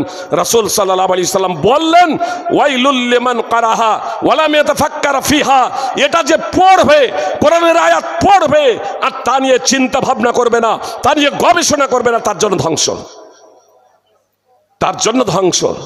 সহিহ ইবনে হিব্বান হাদিস, সহিহ হাদিস নম্বর 620। সুপ্রিয় ভাই এবং বোন, অজ্ঞতা, জিহালাত, মুহাম্মদ সাল্লাল্লাহু আলাইহি সাল্লাম বলেছেন, খুব পয়েন্টটা সামনে, খুব পয়েন্টটা একবারে খুব সংক্ষেপে আপনাদের সামনে বলি। মুহাম্মদ সাল্লাল্লাহু আলাইহি সাল্লাম বলেছেন, যা এলমকে উঠিয়ে নেওয়া হবে, বান্দার অন্তর থেকে এলমকে আল্লাহ ছিনিয়ে নেবেন এমনটি না, বরং আলেমদের উঠিয়ে নেওয়ার মাধ্যমে এলমকে উঠিয়ে নেওয়া হবে। কি বললেন? আল্লাহ এলমকে উঠিয়ে নেবেন কিসের মাধ্যমে? আলেমদের উঠিয়ে নেওয়ার মাধ্যমে এলমকে উঠিয়ে নেবেন। হাত্তা ইদা লাম ইউবকি আলেমা, অবশেষে যখন কোনো আলেম থাকবে না, ইত্তাখাযা নাস রুসান জুহালা, তখন জনগণ, লোকেরা জাহেলদেরকে নেতা বানাবে, জাহেলদেরকে নেতা বানাবে। ফাসুইলু, তারা জিজ্ঞাসিত হবে, ফা আফতাউ বিগাইরি ইলমিন ফাদাল্লু আদাল্লু, তারা বিনা ইলমে, কোরআন হাদিসের যথার্থ জ্ঞান না থাকা সত্ত্বেও তারা ফতোয়া প্রদান করবে, তারা নিজেরাও পথভ্রষ্ট হবে, ফতোয়া দেবে লোকেদের, তাদেরকেও ফতোয়া দিয়ে পথভ্রষ্ট করবে। সহিহ বুখারী হাদিস নম্বর 100, সহিহ বুখারী হাদিস নম্বর 7307, সহিহ মুসলিম সহ বিভিন্ন হাদিস গ্রন্থে হাদিস আছে। সুপ্রিয় ভাতৃবৃন্দ, ভগ্নীগণ, বলবেন যে ফাইজি সাহেব বিষয়টা আমাদের বুঝে এলো না। আগে একটা সোলেডাঙ্গা মাদ্রাসা ছিল, আজকে অনেকগুলো মাদ্রাসা হয়েছে। সোলেডাঙ্গা মাদ্রাসা সব থেকে পুরাতন মাদ্রাসা আমার জানা মতো এলাকায়। সোলেডাঙ্গা মাদ্রাসা সব থেকে পুরাতন মাদ্রাসা। এখন অনেকগুলো মাদ্রাসা হয়েছে। আগে একটা দুটো আলেম ছিল, এখন শত শত আলেম হয়েছে। তাহলে কি এই সবগুলো আলেম একদিনই মরে যাবে না কি ব্যাপার? আগে কম বক্তা ছিল, আর এখন তো হাজার হাজার বক্তা, হাজার হাজার বক্তা। তো ইসলাম উঠে যাবে কেমনে? এলম উঠে যাবে কেমনে? এলম উঠে যাবে কেমনে? আসুন এই বিষয়টাকে বোঝার প্রচেষ্টা করি। জিয়াদ বিন লাবিদ সূত্রে বর্ণিত, রাসূল সাল্লাল্লাহু আলাইহি সাল্লাম বলেছেন, জিয়াদ বিন লাবিদ সূত্রে বর্ণিত, রাসূল সাল্লাল্লাহু আলাইহি সাল্লাম একদা কিছু বিষয়ের বর্ণনা করলেন, তারপরে বললেন এই বিষয়টা হচ্ছে সেই সময়ের যখন ইলমকে উঠিয়ে নেওয়া হবে, জ্ঞানকে উঠিয়ে নেওয়া হবে, ওহীর জ্ঞান, কোরআন এবং সুন্নাহর জ্ঞানকে যখন উঠিয়ে নেওয়া হবে।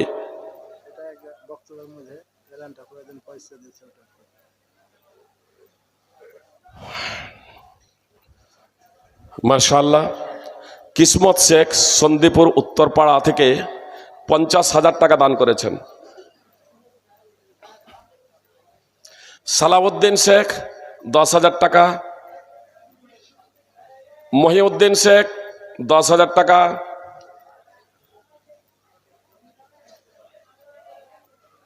বহরমপুর থেকে, জি বহরমপুর হসপিটাল থেকে, জি মহিউদ্দিন শেখ 10,000 টাকা বহরমপুর হসপিটাল থেকে। মতিউর রহমান ডিলার চরকতলা 30,000 টাকা। আল্লাহ তুমি তাদের সকলের দানকে কবুল করো, তার উত্তম প্রতিদান দান করো, আমিন। সুপ্রিয় ভাই, আপনাদের কি বলছিলাম? এলমকে উঠিয়ে নেবে। জিয়াদ বিন লাবিদ বলছেন, আল্লাহ রসুল সাল্লাল্লাহু আলাইহি ওয়াসাল্লামের কথা বলছেন, কিছু বিষয়ের আলোচনা করলেন, তারপরে বলছেন যে এলমকে উঠিয়ে নেওয়া হবে, কোরআন এবং সুন্নাহর জ্ঞানকে উঠিয়ে নেওয়া হবে। তো জিয়াদ বিন লাবিদ বলছেন, আল্লাহ রসুল জ্ঞানকে কিভাবে উঠিয়ে নেওয়া হবে? আমরা কোরআন পড়ছি, আমরা আমাদের ছেলে মেয়েদেরকে কোরআন পড়াচ্ছি, তারা আবার তাদের ছেলে মেয়েদেরকে কোরআন পড়াবে, তা কিয়ামত পর্যন্ত চলতে থাকবে।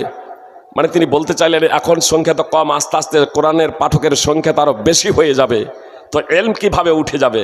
বুঝতে পেরেছেন? তো এলম কিভাবে উঠে যাবে?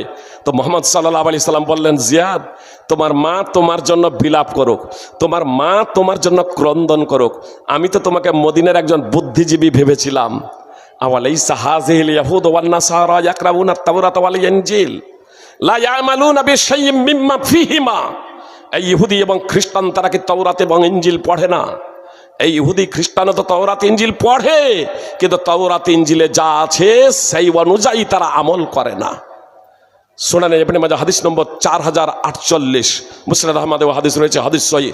সুপ্রিয় ভাতৃবৃন্দ ও ভগ্নীগণ, তাহলে কোরআন এবং সুন্নাহর তো জ্ঞান অর্জন করবে, তথ্য এবং ডিগ্রি জানবে।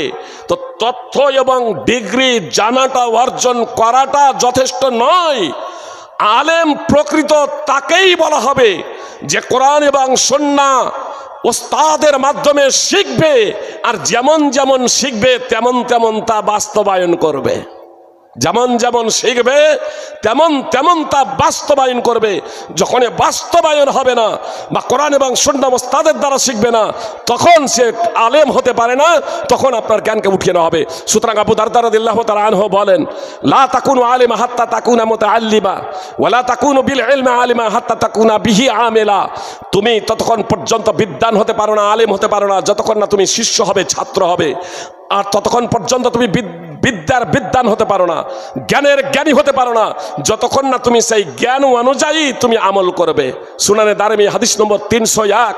সুপ্রিয় ভাতৃবৃন্দ ভগ্নীগণ, এই জন্য কোরআন এবং সুন্নাহ আমাদেরকে শিখতে হবে, এটা অন্যতম শর্ত। মুহাম্মদ সাল্লাল্লাহু আলাইহি সাল্লাম বলেছেন, তালাবুল ইলমি ফারিজাতুন আলা কুল্লি মুসলিম। প্রত্যেক মুসলিমের জন্য জ্ঞানার্জন করা অপরিহার্য কর্তব্য।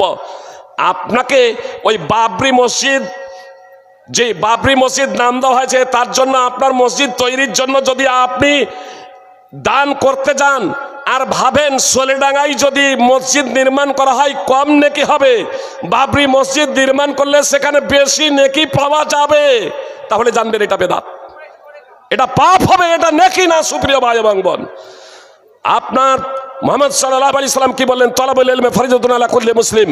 প্রত্যেক মুসলিমের জন্য জ্ঞানার্জন করা অপরিহার্য কর্তব্য। সহিহুল জামে হাদিস নম্বর 3913-14। সুপ্রিয় ভাই এবং বোন, আপনাদের একবার স্পষ্টভাবে বলছি, আপনি আপনার ছেলেকে ডাক্তার করেন, ইঞ্জিনিয়ার করেন, ব্যারিস্টার করেন, আইপিএস করেন, আইএস করেন, আপনার আর কিছু করেন, কিন্তু আগে প্রকৃত শিক্ষাটা তাকে দেন। ইসলামের যে মৌলিক শিক্ষা, এই শিক্ষা প্রত্যেক ছেলে মেয়েকে শিখতেই হবে, কম্পালসারি। আলহামদুলিল্লাহ, বর্তমান মাদ্রাসা কমিটি এবং শিক্ষক মহাশয়রা তারা অক্লান্ত পরিশ্রমের মাধ্যমে সিলেবাস নতুনভাবে সাজিয়েছেন।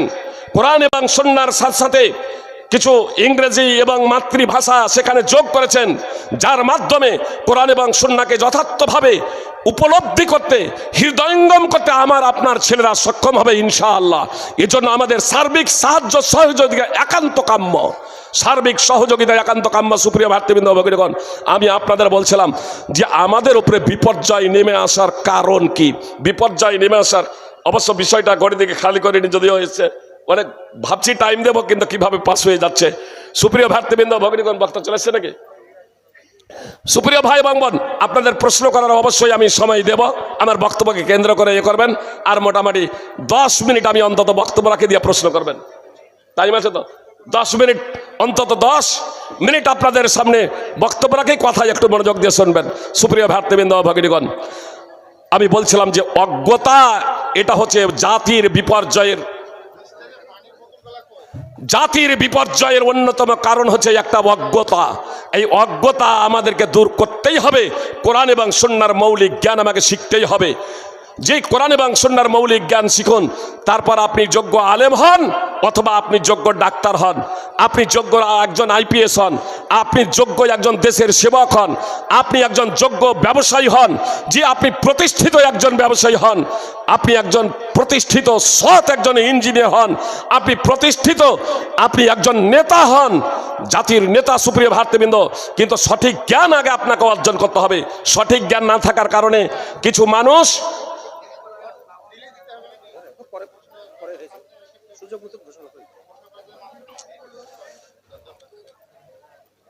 আগের যখন হলো অবশ্য শেখ পরে বলছিলেন, বলে দিই উমর ফারুক শেখ সলুয়াডাঙ্গা থেকে 10,000 টাকা এনে ইমানি ফজলত শেখ ইমানি মোল্লা হাফেজাহুল্লাহ, ইনি হচ্ছেন আমার একজন যোগ্যতম শিক্ষক। তার কাছেই আমি প্রাথমিক শিক্ষাটা অর্জন করেছি আলহামদুলিল্লাহ।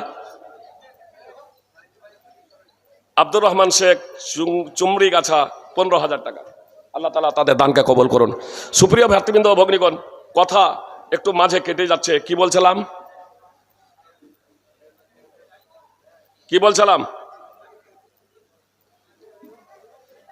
জ্ঞান, সঠিক জ্ঞান অর্জন করতে হবে। আমাদের সঠিক জ্ঞান না থাকার কারণে, সঠিক জ্ঞান ইসলামের মৌলিক জ্ঞানটা না থাকার কারণে আমরা কিভাবে বিভ্রান্ত হয়ে যাই একটা উদাহরণ দিয়ে আপনাদের বুঝতে সুবিধা হবে।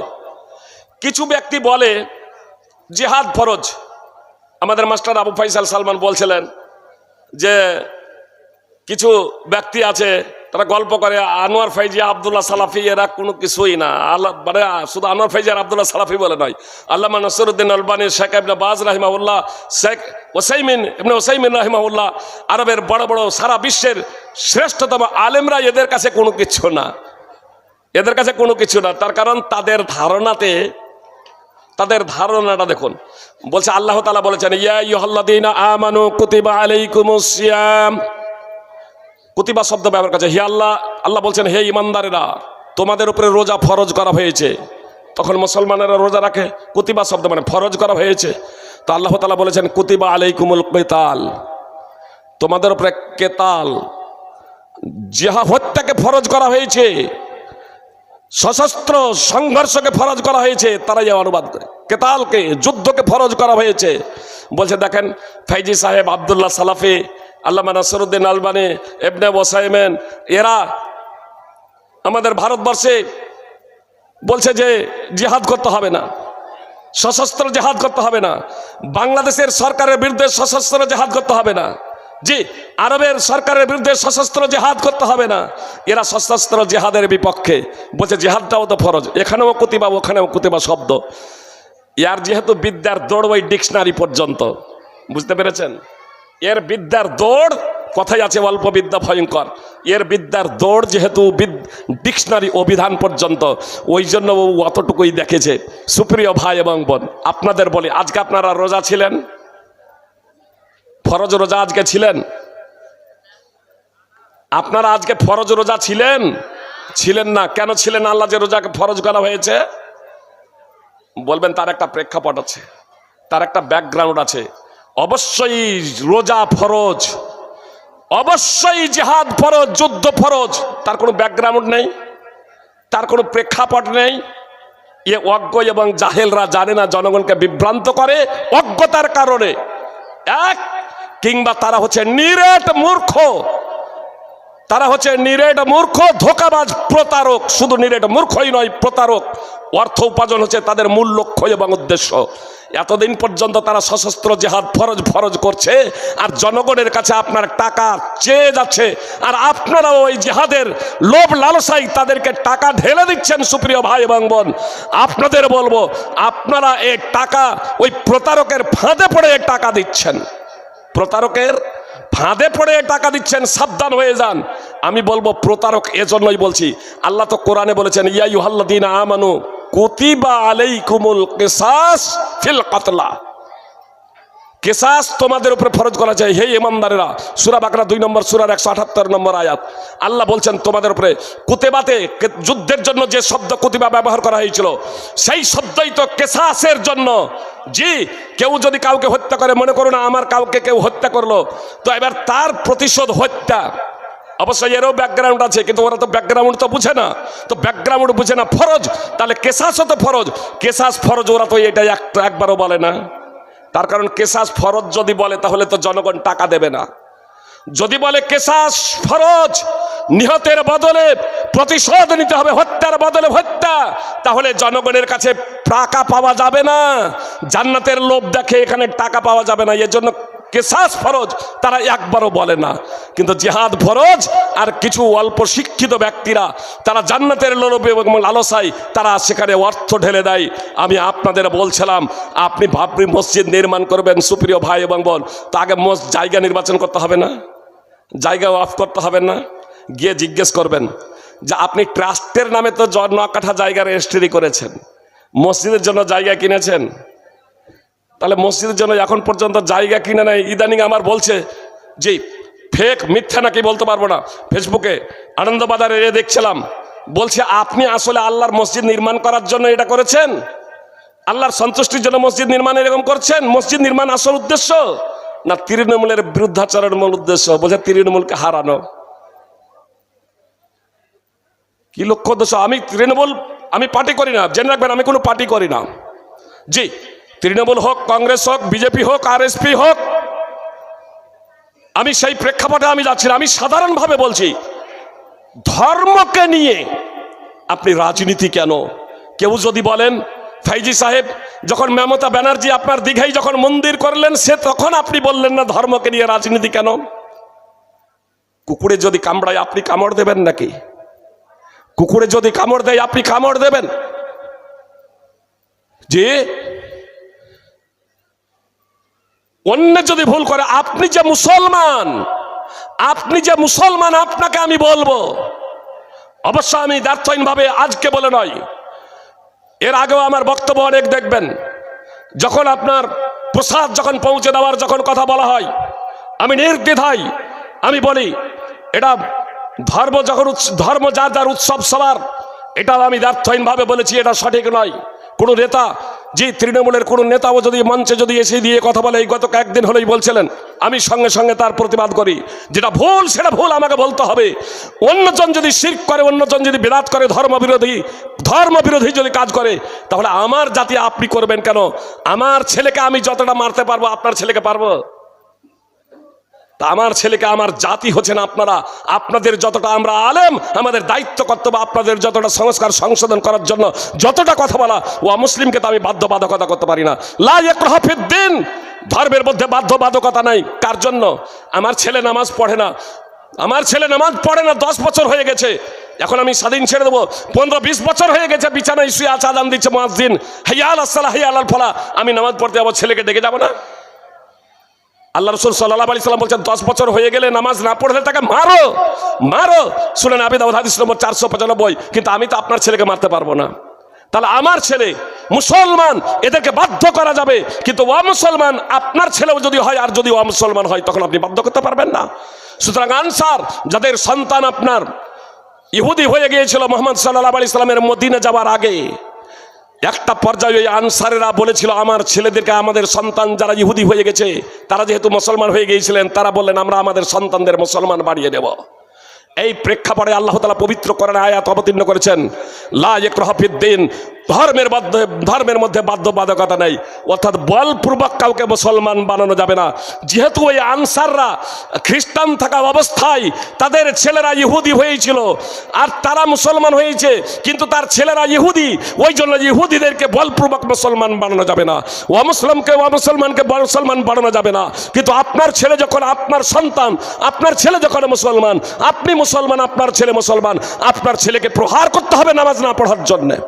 ইসলামটাকে বুঝতে হবে সুপ্রিয় ভাতৃবৃন্দ, ভগিনীগণ। আল্লাহ তাআলা বলছেন, আল্লাহ তাআলা স্পষ্টভাবে বলছেন, তোমাদেরকে তোমাদের জীবন এবং সম্পদের ব্যাপারে পরীক্ষা করা হবে। তোমাদেরকে তোমাদের জীবন এবং সম্পদের ব্যাপারে পরীক্ষা করা হবে। তোমাদেরকে তোমাদের জীবন এবং সম্পদের ব্যাপারে অবশ্যই পরীক্ষা করা হবে। আল্লাহ তাআলা বলছেন, লাতুবলাবুন্না ফি আমওয়ালিকুম ওয়া আনফুসিকুম ওয়া লাতাসমাউন্না মিনাল্লাযীনা উতুল কিতাবা মিন ক্বাবলিকুম ওয়া মিনাল্লাযীনা আশরাকু আদান কাসীরা ওয়া ইন তাসবিরু ওয়া তাত্তাকু ফাইন্না যালিকা মিন আযমিল উমুর। অবশ্যই তোমাদেরকে পরীক্ষিত হতে হবে, অবশ্যই তোমাদেরকে পরীক্ষা করা হবে তোমাদের ধন সম্পদ এবং তোমাদের জীবনের ব্যাপারে। এবং তোমরা অবশ্যই তোমাদের পূর্বে যাদের কিতাব দেওয়া হয়েছিল, অর্থাৎ ইহুদি ও খ্রিস্টান এবং যারা মুশরিক, তাদের কাছ থেকে অনেক কষ্টদায়ক কথা শুনবে। তো যখন অনেক কষ্টদায়ক কথা শুনবে, যখন অনেক বিপদ আপদে আবর্তিত হবে, নিমজ্জিত হবে, ইহুদি খ্রিস্টান মুশরিকদের কাছ থেকে ও মুসলমানদের কাছ থেকে অনেক কষ্টদায়ক কথা শুনবে, কি করবেন? অনেকেই আছে ইটের জবাব পাথরে দেব, কিন্তু আপনি মুসলমান। আপনি যদি মুসলমান হন, সুপ্রিয় ভাই এবং বোন, কথা খুব মনোযোগ দিয়ে শুনুন। আল্লাহ তাআলা স্পষ্টভাবে বলছেন, ওয়াইন তাসবিরু ওয়া তাত্তাকু, ওয়াইন তাসবিরু ওয়া তাত্তাকু, যদি তোমরা ধৈর্য ধারণ করো এবং তাকওয়া অবলম্বন করো, আল্লাহ ভীতি অর্জন করো, ফাইন্না যালিকা মিন আজমিল উমুর, তাহলে এটা হবে দৃঢ় সংকল্পের কাজ। সুপ্রিয় ভাতৃবৃন্দ, ভগ্নীগণ, যদি ধৈর্য ধারণ করা হয় এবং তাকওয়া অবলম্বন করা হয়, তাহলে কি হবে? আল্লাহ তাআলা স্পষ্টভাবে বলছেন, ওয়াইন তাসবিরু ওয়া তাত্তাকু, ওয়াইন তাসবিরু ওয়া তাত্তাকু লা ইয়াদুররুকুম কাইদুহুম শাইয়া ইন্নাল্লাহা বিমা ইয়ামালুনা মুহিত। যদি তোমরা ধৈর্য ধারণ করো এবং তাকওয়া অবলম্বন করো, তাকওয়া বলতে আল্লাহ তাআলার বিধিনিষেধকে সাধ্যমতো মেনে চলা, এক কথায় পবিত্র কোরআন এবং সুন্নাহকে সাধ্যমতো মেনে চলা, আল্লাহ যা আদেশ করেছেন তার বাস্তবায়ন, আর যা থেকে নিষেধ করেছেন তা থেকে বিরত হয়ে যাওয়া। তো আল্লাহ বলছেন, তোমরা যদি ওই সময় যখন অনেক কষ্টদায়ক কথা শুনবে, যখন অনেক পরীক্ষার সম্মুখীন হয়ে যাবে, অনেক কষ্টদায়ক কথা শুনবে, তখন তোমরা যদি ধৈর্য ধারণ করো এবং আল্লাহ তাআলার ভয় ভীতি তোমাদের অন্তরে অর্জন করো, লা ইয়াদুররুকুম কাইদুহুম শাইয়া, তো ষড়যন্ত্রকারীদের ষড়যন্ত্র তোমাদের কোনো ক্ষতি করতে পারবে না, ষড়যন্ত্রকারীদের ষড়যন্ত্র তোমাদের কোনো ক্ষতি করতে পারবে না। ইন্নাল্লাহা বিমা ইয়ামালুনা মুহিত, নিশ্চয় আল্লাহ তাআলা তারা যা করে তা পরিবেষ্টনকারী। সূরা আলে ইমরান 3 নম্বর সূরার 120 নম্বর আয়াত। এর আগে যে আয়াতটি তেলাওয়াত করলাম, সেই আয়াতটি সূরা আলে ইমরানের 3 নম্বর সূরার 186 নম্বর আয়াত। সুপ্রিয় ভাই এবং বোন, যদি আমরা আল্লাহ তাআলার তাকওয়া অবলম্বন করি, তাহলে অবশ্যই আল্লাহ তাআলা আমাদেরকে বিজয় দান করবেন।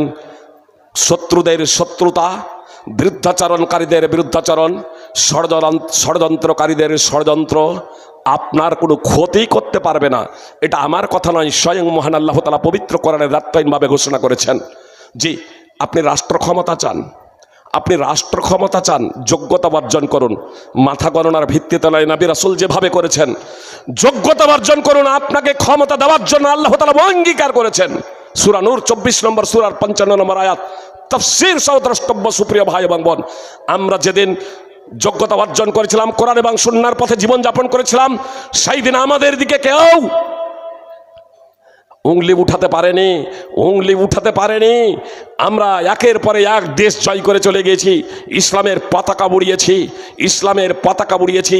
অন্যান্যরা তারাই আমাদেরকে আহ্বান জানিয়েছে, আমরা জুলম নির্যাতনের শিকার, আমাদেরকে ন্যায় এবং ইনসাফ দিন, আপনারা শাসন ক্ষমতা প্রতিষ্ঠা করুন। সুপ্রিয় ভাই এবং বোন, ইসলাম তরবারির দ্বারা প্রসার লাভ করে নাই।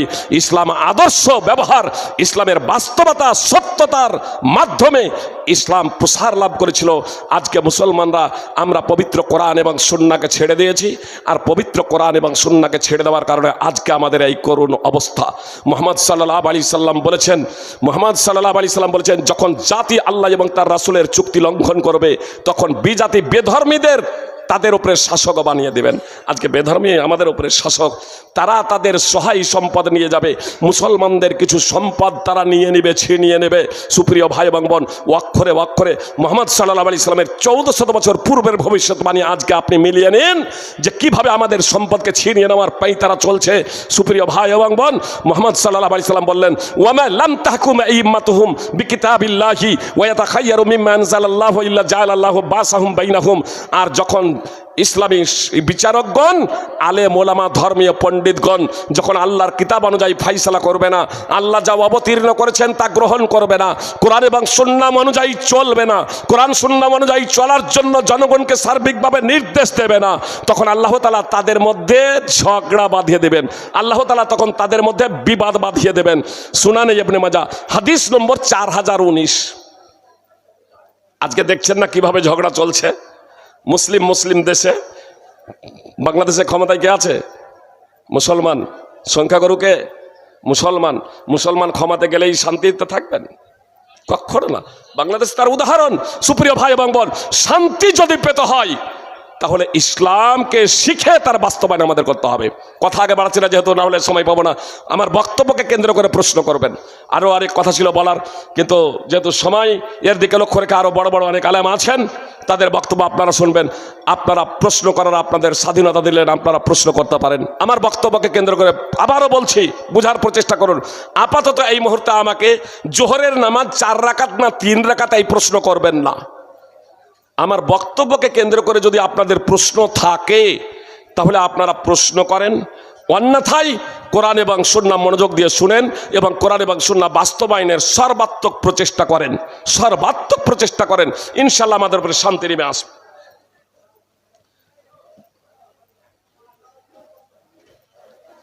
এটা বক্তব্য আলোচক আসেনি দেখে, এটা বক্তব্যকে কেন্দ্র করে নয়। প্রথম ও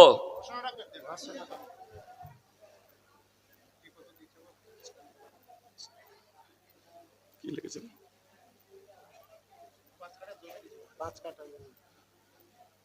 ও এখানে দান করেছেন। ও আজিজুল মোল্লার বোন মৃত শাহিদা বিবির নামে 5 কাঠা জমি লক্ষ্মীজোলার মাঠে এই মাদ্রাসার নামে দান করছেন। আল্লাহ তুমি তার দানকে কবুল করে নাও। আল্লাহুম্মা সাল্লি আলা আলি ফুলানা। মাদ্রাসার শিক্ষক শেখ ইমানি মোল্লা সাহেব ডিসেম্বর মাসের পূর্ণ বেতন মাদ্রাসায় দান করেছেন। আলহামদুলিল্লাহ। আমার শিক্ষক মহাশয় একটু আগেই যিনি এসেছিলেন, বললাম যে ইমানি মোল্লা সাহেব, যে যারা গ্রামে চিনছেন, অত্যন্ত সৎ, আল্লাহ ভীরু। আল্লাহ তাআলা তাকে যতদিন বাঁচবেন দ্বীন ইসলামের খিদমত করার এবং সুস্থ থাকার তৌফিক দান করেন। আল্লাহ তাআলা তার এই মহৎ দানকে বর্ধিত আকারে কবুল করেন, আমিন। বেনামে এক ডক্টর সাহেব সলুয়াডাঙ্গা গ্রামের বাসিন্দা জালসা উপলক্ষে 7-12-25-এ 30,000 টাকা দিয়েছিলেন, আর আজকে 30,000 টাকা, মোট 60,000 টাকা। আল্লাহুম্মা সাল্লি আলা আলে ফুলান। আল্লাহ তাআলা তার দানকে কবুল করুন, আমিন। মাস্টার মৃত রফাতুল্লাহ মোল্লা, ছেলে আতাউর রহমান মোল্লা বাবা মায়ের নামে 15,000 টাকা দান করেছেন। আল্লাহ তাআলা তার দানকে কবুল করুন, আলহামদুলিল্লাহ। সুপ্রিয় ভাই এবং বোন, বাবা মা যদি বেঁচেও থাকে, পয়েন্টটা জেনে রাখুন, বাবা মা যদি বেঁচেও যদি থাকে, বাবা মায়ের নামে দান করুন, দাদা দাদির নামে দান করুন। জি, কেন? এই 15,000 টাকা যে দান করলেন, নিজের নামে দান করলেও 15,000 টাকার নেকি পাতেন। আর যে বাবা মায়ের নামে দান করেছে তারাও নেকি পাবেন, ইনিও নেকি পাবেন। একটা নেকি কম হবে না, ইনার নেকি থেকে কমানো হবে না। বুখারী মুসলিম সহ বিভিন্ন হাদিস গ্রন্থে হাদিস আছে, সুনানে ইবনে মাজাতে হাদিস আছে। এক ব্যক্তি এসে আল্লাহ রাসূল সাল্লাল্লাহু আলাইহি সাল্লামকে বলল, আমার মা মারা গেছে, আল্লাহ রাসূল আমি যদি তার জন্য দান করি তাহলে সে কি নেকি পাবে? বলছে হ্যাঁ পাবে। আল্লাহ রাসূল সাল্লাল্লাহু আলাইহি সাল্লাম বলছে তুমিও পাবে, সেও পাবে, তুমিও পাবে। বুখারী এবং মুসলিমের বর্ণনা। নেকি থেকে কমানো হবে না, নেকি থেকে কমানো হবে না। দান যদি করা হয় নিজের নামে তো শুধু নিজে পাওয়া যাবে। স্ত্রী যদি দান করে স্বামীর টাকা বাবা মায়ের নামে, বাবা মাও পাবে। স্বামী শুনলো যে আমার স্ত্রী মাদ্রাসায় টাকা দান করে দিয়েছে, স্বামীর রেগে গেল না, সম্পদটা স্বামীর, কিন্তু স্ত্রী দান করেছে, ক্ষতি সাধনের লক্ষ্য উদ্দেশ্য নয়, স্বামীর সম্পদ থেকে কিছু দান করেছে, আর স্বামী শোনার পরে সন্তুষ্ট হয়ে গেছে। তো স্ত্রীও পাবে, স্বামীও নাকি পাবে, তার বাবা মাও নাকি পাবে, ছেলেকে দিয়ে পাঠিয়েছে তো ছেলেও নাকি পাবে। কারো নাকি একটা নাকি কারো কমানো হবে না। আম্বিয়া শেখ তার মা মিলে, আম্বিয়া শেখ ও তার মা 11,500 টাকা দান করেছেন। আল্লাহ তুমি সেই দানকে কবুল করে নাও। কাবির খান মোহাম্মদপুর থেকে 10,000 টাকা দান করেছেন। আল্লাহ তাআলা তার দানকে কবুল করো। আকরাম শেখ চরকতলা 10,000 টাকা দান করেছেন। আল্লাহ তার দানকে কবুল করো। ভাটা সন্দীপুর JBF 01 ভাটা সন্দীপুর মৃত ইহিয়া হোসেন নামে এক গাড়ি ইট দান করেছেন। আল্লাহ তার দানকে কবুল করুন, আমিন। হাবিব আলী চুমড়িগাছা 5,000 টাকা দান করেছেন। মৃত রবিউল হান্নান বেগুনবাড়ি থেকে 5,000 টাকা দান করেছেন। আল্লাহ তাআলা তাদের দানকে কবুল করুন। মোহাম্মদ নুর ইসলাম ফার্ম 5,000 টাকা দান করেছেন, আল্লাহ তাআলা তার দানকে কবুল করুন। জি সুপ্রিয় ভাই এবং বোন, আমি আপনাদেরকে বলছিলাম যে আমার ভাই কণ্ঠস্বর খুব সুন্দর, কোরআনের হাফেজ আব্দুর রহমান আদিল, আপনি চলে আসুন। চলে আসছেন নাকি? আব্দুর রহমান আদিল, আপনি দ্রুত চলে আসুন। আব্দুর রহমান আদিল, আরে বলবেন তবেই তো শেখ, এতক্ষণ ধরে। এবার শেখ আসবেন। আপনাদের কাছে আমার বিনীত অনুরোধ, আপনারা তার মূল্যবান বক্তব্য শুনবেন। দেশে ফারেক হয়েছেন, দেশে আলেম হয়েছেন, হাফেজ হয়েছেন, মদিনা ইউনিভার্সিটি বিশ্বের অন্যতম ইসলামিক শিক্ষা প্রতিষ্ঠান, সেখান থেকে মাস্টার ডিগ্রি অর্জন করেছেন আলহামদুলিল্লাহ। তার মূল্যবান বক্তব্য তার সুমধুর কণ্ঠে আপনারা শুনবেন, এই আবেদন আমি করছি। আপনারা কেউ যদি প্রশ্ন করেননি, আমি বক্তব্য এখানেই শেষ করে দিচ্ছি। সোলুয়াডাঙ্গা ড্রাইভার অ্যাসোসিয়েশন থেকে 45,000 টাকা দান করেছেন, বিশেষভাবে দুয়ার রাস্তাঘাটে বিপদ আপদ থেকে রক্ষার জন্য। সুপ্রিয় ভাই এবং বোন, আল্লাহ তাআলা তাদেরকে রক্ষা করুন। সুপ্রিয় ভাই এবং বোন, সেই সমস্ত ভাই এবং সকল ভাইকে আপনাদেরকে বলি, আল্লাহ বলছেন ওয়া মাইয়াত্তাকিল্লাহা ইয়াজআল লাহু মাখরাজা, আর যে আল্লাহকে ভয় করে আল্লাহ তার জন্য উত্তরণের পথ বের করে দেন। ওয়া মাইয়াত্তাকিল্লাহা ইয়াজআল লাহু মিন আমরিহি ইউসরা, যে আল্লাহকে ভয় করে আল্লাহ তার কাজকে সহজ করে দেন। ওয়া মাইয়াত্তাকিল্লাহ ইয়া আইয়ুহাল্লাযীনা আমানু ইন তাত্তাকুল্লাহা ইয়াজআল লাকুম ফুরকানা, আল্লাহ তাআলা বলছেন হে ঈমানদারেরা, তোমরা আল্লাহকে ভয় করো, আল্লাহর তাকওয়া অবলম্বন করো, আল্লাহ তোমাদের ফুরকান দান করবেন। পবিত্র কোরআনের নামও ফুরকান, কিন্তু এখানে পবিত্র কোরআন এই ফুরকান না। যে আল্লাহকে ভয় করবে আল্লাহ তাআলা তাকে ফুরকান দান করবেন, অর্থাৎ আন্তরিক দৃঢ়তা, বিচক্ষণ ক্ষমতা এবং হেদায়াত দান করবেন, যার মাধ্যমে হক ও বাতিলের মাঝে পার্থক্য নির্ণয় করতে সক্ষম হবে। মদ যে ক্ষতিকর এটা সে বুঝতে পারবে, দুধ যে লাভদায়ক এটা সে বুঝতে পারবে, মদ ছাড়বে, দুধ পান করবে। সুপ্রিয় ভাই এবং বোন, হক ও বাতিলের মধ্যে, সত্য মিথ্যার মধ্যে পার্থক্য নির্ণয় করতে সক্ষম হবে যদি আমরা কোরআন এবং সুন্নাহর পথে চলি। তাহলে আল্লাহ তাআলা আমাদের সেই ক্ষমতা, বিচক্ষণতা, দৃঢ় আন্তরিকতা দান করবেন। আল্লাহ তুমি আমাদের সকলকে সেই তৌফিক দান করো। যে সমস্ত ভাইরা দান করছেন তাদের কাছে আমার কর জোড়ে বিনোদন, নামাজ ছাড়া তাকওয়া অবলম্বন করা যায় না। এজন্য যেখানেই থাকুন না কেন জীবনে আপনি নামাজ ছেড়ে দেবেন না, জীবনে আপনি নামাজ ছেড়ে দেবেন না। নামাজ অব্যাহত ধারায় পড়তে থাকুন। আল্লাহ তাআলা আমাদের সকলকে নামাজ পড়ার তৌফিক দান করুন, আমিন। জি, বেলডাঙ্গায় বাবরি মসজিদের জন্য করণীয় কি? কন্টাক্টধারী বক্তা আজ শোনা যাবে কি? কন্টাক্টধারী বক্তার ওয়াজ শোনা যাবে কি? এটা আমার আলোচনার সাথে সামঞ্জস্যশীল নয়। অবশ্য ভাববেন না যে ফেজি সাহেব কন্টাক্ট করে এসেছেন ওই জন্য এটা বলছেন না, বুঝতে পেরেছেন? কন্টাক্ট করবে না বক্তাদের। যে আসলে কন্টাক্ট করে বক্তব্য দেওয়া যায় কিনা ওলামায়ে কেরাম মতানক্য করেছেন। যারা বলছেন শুধু কম নয় বেশি বেশি করে কন্টাক্ট করা যায়, তাদের দলিল হচ্ছে ইন্না হাক্কা মা আখাযতুম আলাইহি আজরান কিতাবুল্লাহ। অবশ্যই এই হাদিসটা রাসূল সাল্লাল্লাহু আলাইহি ওয়াসাল্লাম বলেছেন, মুহাম্মদ সাল্লাল্লাহু আলাইহি ওয়াসাল্লাম বলেছেন যেসব বিষয়ের বিনিময়ে পারিশ্রমিক নেওয়া যায় আল্লাহর কিতাব তার থেকে বেশি অগ্রাধিকার। তো বলছে আল্লাহর কিতাব শোনাচ্ছি, আল্লাহর কিতাব পড়াচ্ছি, ওদের বেশি করে নেওয়া যায়। এবার যারা বলছেন যে নেওয়া যাবে না, তারা অপরদিকে হাদিস বলছেন মান আখাযা আলা তালিমিল কোরআনে কাউসান কাল্লাদাহুল্লাহু কাউসাম মিন নারি ইয়াউমাল কিয়ামা। যে নেবে কোরআন শিক্ষা দিয়ে কেউ যদি একটা ধনুকও যদি নেই, তাহলে কিয়ামতের দিনে আগুনের ধনুক তার গলায় পরিয়ে দেওয়া হবে। হাদিস সহিহ। এজন্য বিশেষ করে মসজিদের অনেকেই প্রশ্ন করেন, মসজিদের ইমাম ও তো টাকা নিয়ে ইমামতি করছে, ও তো টাকা নিয়ে ইমামতি করছে, তাহলে ওর নামাজটা ও কখন পড়বে? এটা হচ্ছে অজ্ঞতা। জি, আমি এখানে এলাম একদিনের জন্য আর আমি নামাজ পড়িয়ে দিলাম, বা আমি মসজিদে যাচ্ছি কোনো ওয়াক্তে এরকম আমি নামাজ পড়িয়ে দিলাম, তারপরে বলছে আমি যেহেতু নামাজ পড়ালাম আমাকে 1000 টাকা দেন। অবশ্যই এটা নাজায়েজ। কিন্তু যখন আমাকে 5 ওয়াক্তের সময়ের জন্য আমার যখন সময়টা যখন বেঁধে দেবেন, তখন ইমামকে চাইতে হবে কেন? তার সংসারের ভরণ পোষণের দায়িত্ব ওই মসজিদের অন্তর্ভুক্ত জনগণের। কমিটি যারা আছে তাদেরকে বিশেষভাবে ভাবতে হবে যে এই ইমামের সংসার কিভাবে চলবে, তার কারণ পূর্ণ সময় ওখানে উনি দিচ্ছেন, অনুরূপভাবে মাদ্রাসার শিক্ষক, এদের জন্য কমিটিকে ভাবতে হবে যে শিক্ষকদের যাতে ভালোভাবে সংসার চলে যায়, তারা যাতে টেনশনে না থাকে। অনেক জায়গায় 3-4 মাসের বেতন বাকি, শিক্ষকদের ভালোভাবে এরকম পয়সা দিচ্ছেন না। সুপ্রিয় ভাই বোন, তারা পাঠ দিবে কি করে, টার্চ দিবে কি করে ছাড়া ছাত্রদের? তাদের ক্লাসে বসে যদি এই সদা সর্বদা যদি চিন্তা থাকে বাড়িতে কি খাবে, ছেলে মেয়ে কি খাবে, তাহলে পড়াবে কি করে সুপ্রিয় ভাই বোন? এজন্য কমিটির দায়িত্ব এবং কর্তব্য হচ্ছে, জনগণের দায়িত্ব এবং কর্তব্য হচ্ছে শিক্ষকদের যথার্থ সম্মান প্রদান করা। বুঝতে পেরেছেন? তবে আমি বললাম যে জায়েজ না জায়েজ উভয় দিকে ওলামায়ে কেরাম গেছেন। আমি শুধু আপনাদের কাছে এতটুকু অনুরোধ করব এবং বক্তাদেরকে আমি বিশেষভাবে বলি যে আজকে আমাদের বক্তব্যে প্রভাব বা প্রতিক্রিয়া সৃষ্টি হয় না, এর অন্যতম কারণ হলো যে আমরা পেশাদারি হয়ে গেছি। আমাদের এই পেশাদারিত্ব বর্জন করতে হবে। একমাত্র আল্লাহ তাআলার সন্তুষ্টির জন্য আমাদের বক্তব্য রাখতে হবে। জনগণ স্বেচ্ছায় স্বতঃস্ফূর্তভাবে খুশি হয়ে আনন্দের সহিত যা দেবে সেটা গ্রহণ করবেন।